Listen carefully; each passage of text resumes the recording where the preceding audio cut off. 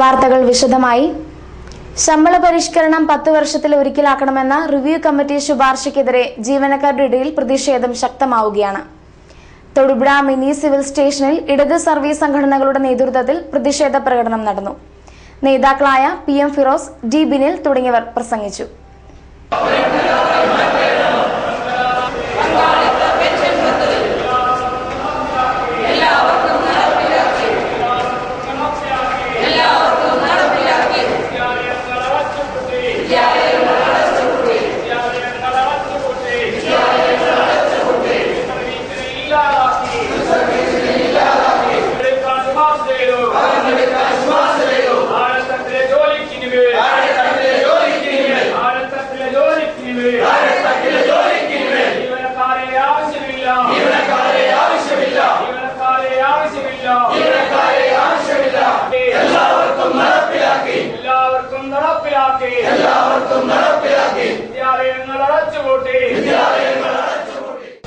ജീവനക്കാരെ സംബന്ധിച്ചിടത്തോളം കേരളത്തിൽ അധികാരത്തിലിരിക്കുന്ന ഗവൺമെന്റ് വളരെ വേഗം ജനവിരുദ്ധമായ, ജീവനക്കാർക്ക് വിരുദ്ധമായ തീരുമാനങ്ങളുമായി മുന്നോട്ട് പോവുകയാണ്.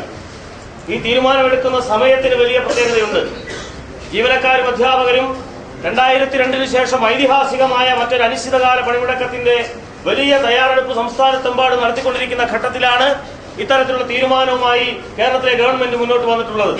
ജീവനക്കാരെ സംബന്ധിച്ചിടത്തോളം പോരാട്ടമല്ലാതെ, ചെറുത്തുനിൽപ്പ് പോരാട്ടമല്ലാതെ മറ്റ് യാതൊരു മാർഗവുമില്ല എന്നുള്ള സ്ഥിതിയിലേക്ക് കാര്യങ്ങൾ പോവുകയാണ്.